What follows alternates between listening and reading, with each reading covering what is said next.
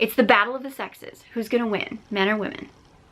Hello everyone, I'm Sarah from Everyday Starlet. Welcome to my channel. I make videos to inspire you to be the star of your own life. I want to talk about the battle of the sexes, basically the battle between men and women. I've been noticing a big trend, and this has probably been going on for a long time. Maybe I'm just noticing it a lot more now because of social media. Everything seems heightened. I notice a lot of men blaming women for all their problems, and a lot of women blaming men for all their problems. And I gotta be honest with you, I think that mentality on both sides is really destructive. I can't tell you how many times I see comments of men blaming feminism on basically everything that's wrong with their life.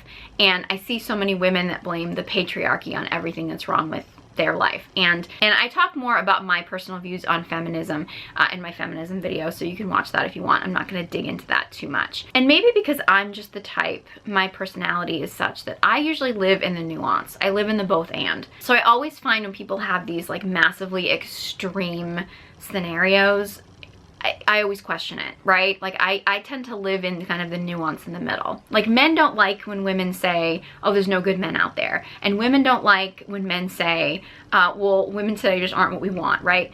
All these things are the same thing. I mean, we're literally doing the same thing to each other and then blaming each other. I honestly think this is by design. I'll put on my fabulous conspiracy theory hat if you want, but I don't know who's pulling the puppet strings, but whoever is pulling the puppet strings has done a really great job, I think, of manipulating us into seeing each other as the enemy. And it's actually interesting. I saw a meme online that I've seen a few places. It's a cartoon, and it's like these two people, I think they're like royalty, whatever, on a balcony. And there's all these like people down at the bottom, and like half have torches and half have pitchforks. They're like, well, how are we gonna defeat all these people? You know, they outnumber us. And basically they're like, we don't have to defeat all of them. We just have to convince the torch people that the pitchfork people are the enemy, and the pitchfork people that the torch people are the enemy, and they'll just fight each other. And that meme was meant to be more of a political stance. But I think you can easily translate that into men and women. Like, the more that men and women keep seeing each other as the enemy, we take away both of our power, really. I mean, you know, we actually destroy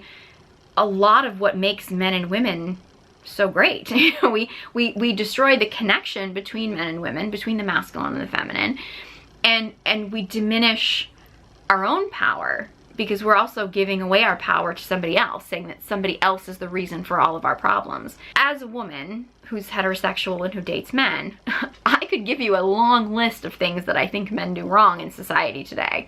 A very long list. You want me to go into all the things that I dislike about a lot of the men that I've known in my life, or you want me to complain about men? I've got a lot of bullets in my belt. I could take plenty of time to do that. However, it's not productive, right? It's not gonna change anything. And it keeps me, and it keeps everybody else who does that, in a very victimhood mentality. This kind of constant blaming of the other gender, it really just keeps us more divided. When in reality, the complaints that we have, like every complaint that a man has about a woman, there's like an equivocal complaint that a woman has about a man. I mean, there's literally the back and forth. I mean, and it's endless. So again, it keeps us divided. In the same way that I believe that we've set up the media so that women all feel like every other woman is the enemy, it keeps women from creating communities, which is really what feminine energy is meant to do, is meant to be in a community. But it keeps women seeing each other as the enemy, so it separates women, it diminishes their power. In the same way, we actually convince men to be much more in solidarity, so they don't have the proper groups of men to get together and actually develop their healthy masculine energy. There's a massive lack of true healthy masculine leadership, whether it be completely non-existent leadership or non-existent fathers, or really bad or toxic. You know, people don't like toxic masculinity, but I'm saying toxic behavior in leaders or fathers or father figures that are guiding people in the wrong direction. And I believe that that actually affects men and women. Not having good, strong, healthy masculine leadership is destructive for both men and women, because men don't have a guidepost as to how to step into their masculine energy, and women don't have a guidepost for what healthy masculine energy actually looks like. And I see this too a lot on like my TikTok when I give examples in the media of when a man is in healthy masculine energy, when it is safe and grounded, and the number of women that are so triggered by that. I mean, many women are like, yes, it's a relief, because healthy masculine energy for a woman, even if she's just in mild wounding, it's gonna feel relaxing. It's gonna feel like a relief. It's unhealthy masculine energy that makes women feel unsafe.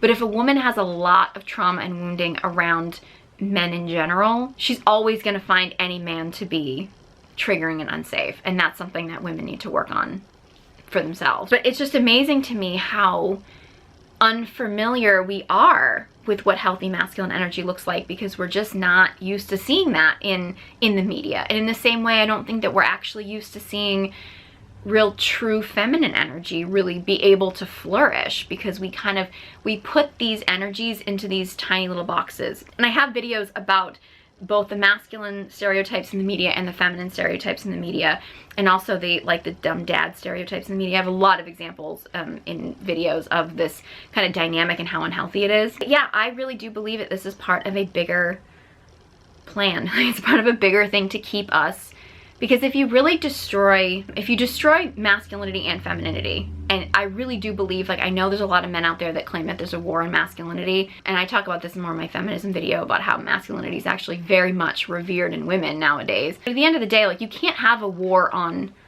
one. Like, you can't have a war on masculinity and not also have a war on femininity. They're too closely combined. Like, they're opposite energies, but they're too closely connected. Like, if you destroy one of the energies, you're gonna destroy the other. Like, it's gonna happen. Like, you can't, they're too tied together. And society needs healthy masculine energy and healthy feminine energy in order to thrive, in order to create relationships, in order to create sexual polarity in relationships that actually bring out strong relationships that end up producing more people. And again, I'm not saying that every relationship has to be heterosexual. I'm not saying every relationship has to produce a child. Like, I think that's all personal choice. However, a society can't really thrive unless you have heterosexual couples coming together with sexual polarity to create more people. Like, you need that in order for that to happen. At least some people, and if people choose not to, that's fine. But you need some people in order to do that. I mean, or it's not gonna work. And you know, I have a lot of videos about sexual polarity and things, but like, if you don't have sexual polarity in a relationship, it's not gonna last, and you're not gonna keep a relationship together. And I think we all know, and there's been many, many studies done, that, you know, healthy parental relationships raise healthier children, and that's how we kind of collectively heal as a society. So keeping men and women in this divided state of seeing each other as the enemy is not helping anybody. It's really not. And it's just, it's hurting everybody for that matter, because it's keeping us in a victimhood mentality. And now I'm seeing another trend that's happening that is an extreme rejection of the modern day thinking. And I think they call it red pilled. I don't really know that much. I don't want to throw around terms that I'm not fully familiar with. I'm hearing the term red pilled, and I'm not totally sure exactly what that whole community is. So I'm not trying to bash a whole community of people or anything like that. But I'm seeing this other extreme of men and women who are rejecting the sort of modern way of thinking, which, you know, I get. Like, and I'll be the first to say, and I talk about this more in my video on feminism, that feminism has had a lot of negative effects on both men and women, I do believe. However, I see people kind of going to this other extreme of rejecting everything that feminism has done, and rejecting everything about it. And particularly in women, I see very often women almost blaming themselves for feminism, and for having this very like coddling energy around men, about this sort of like, poor men have had it so rough, feminism has been so hard for them. I think sympathy can be a good thing, 100%. But I think it's dangerous when, particularly as women, if you want to sink into your feminine energy and you want to create an environment where men are at their healthiest masculine energy, the kind of idea of like coddling them in this sense of like, oh, poor men, they've been so abused by these feminist ideas, and poor men have had it so rough because of this feminist ideas. I'm not saying that men haven't had a difficult time. We've all had a difficult time adjusting to a lot of the stuff that's been going on in the world, and a lot of the manipulation, and a lot of some of the negative effects that things like feminism or mentalities like that have had on things. I don't think it's beneficial for women to fall into this mentality of, oh, poor men. because when you do that, that other extreme, like you're rejecting the man hating extreme, which is not healthy at all, but you're going into this man coddling extreme of, you know, men can do no wrong, or I feel so bad for men, like pitying men. It's unhealthy in a few ways. One, it can cause a lot of women to start ignoring their own intuition and their own body cues and starting to think that men know better than them, which I'm going to tell you right now, this is not man hating at all. I don't mean this to shame men, and this is not negative against men, but ladies, nobody, and I mean nobody, knows your body and what's good for your body better than you. All the answers you need are in your body. So when you outsource decisions with your body to somebody else, you are being massively disrespectful to your own body. And that should always be your primary source. Like, your own intuition should always be your primary source. And this is not man hating, and this is not man shaming, and I'm not at all telling you that you can't submit to your partner, that you can't submit to a man's leadership at all. But your own bodily cues, your own bodily instincts, your own intuition is always the most important thing. It should always be.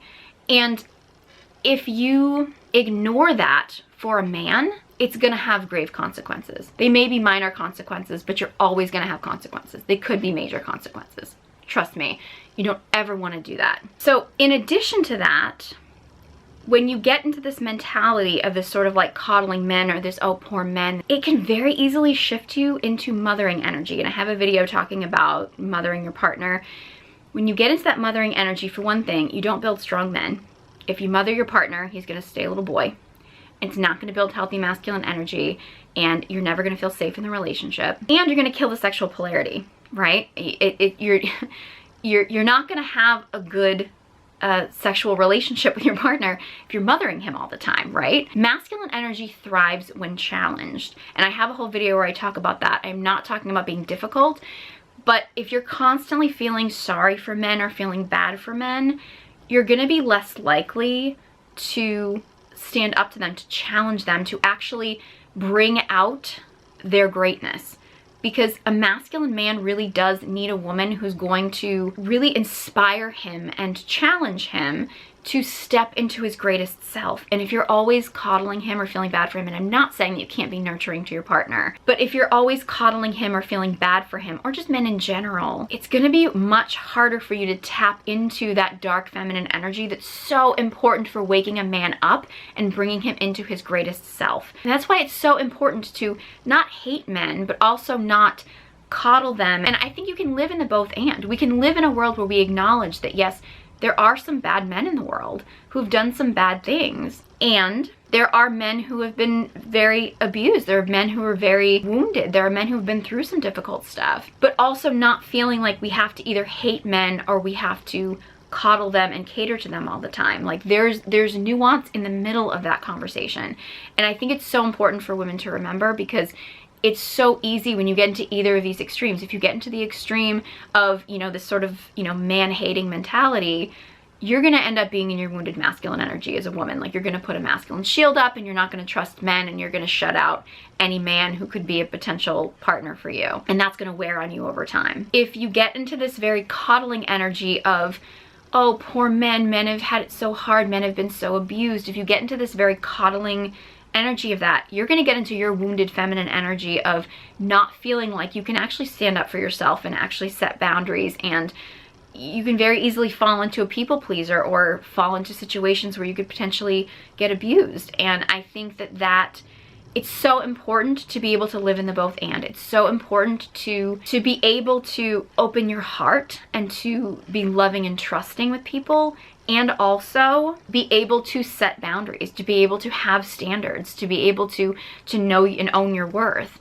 And I think both of those are super important. And I'm seeing a lot of extremes where I'm seeing women go in one extreme or the other, and I think both are really unhealthy. I think it's so important to really look at the nuance in this situation. Actually, it's interesting. I've seen a lot of things when I've posted about masculinity or masculine energy. A few things have come up. One, I have men that say, yes, I want to do this for my partner. And I always say, men, step into, as well as women, Step into your natural core energy. For men, if it's masculine, for women, if it's feminine, step into your natural core energy for you first. It's so important to do it for you first, because if you do it for somebody else, it's not sustainable. Always step into your natural core energy, which should not feel like a struggle. I mean, it may be difficult. I'm not saying that there aren't going to be hurdles, but it should feel like the most natural thing in the world to you at a certain point, because it's going to be who you really are. It's really not necessarily about becoming more masculine or becoming more feminine. It's about chipping away at the things that have been blocking you from being your true self. And look, your partner, your friends, your family, the world will all benefit in the long run. You have to do it for you first. And I see that, and then I also see a lot of men who are like, well, women aren't feminine, or women aren't this, or, well, shouldn't women need to be feminine? If women were more feminine, this and that. Again, if you're doing it for yourself first, then it doesn't matter who goes first, right? I will say, when it comes to who should go first, because yes, women do need to step more into their feminine in general. Men need to step into and heal their masculine in general. And speaking generally, there are people who are either balanced energies, which is actually quite rare, and there are people who are, their core energy doesn't link up with their gender. So there are exceptions, but in general, most men are masculine at their core, most women are feminine at their core. When we ask, like, okay, who needs to do the healing first? Men are like, well, if women heal their feminine, then we'll heal our masculine, and women say the same thing back and forth. If you're doing it for you, then it doesn't matter who goes first, right? Because you're doing it for you. However, as much as I 100% believe both sides need healing. Feminine energy needs healing, masculine energy needs healing. When you say, like, who should go first? For women to truly be able to drop into their feminine energy, they need to feel safety. We can cultivate that within ourselves. However, if we're constantly feeling unsafe due to outside sources, it's going to be really difficult, if not impossible, for some of us to really drop into our feminine energy. Unhealed masculine energy, wounded masculine energy, or men in wounded feminine energy, men who haven't done the healing work, can feel massively unsafe.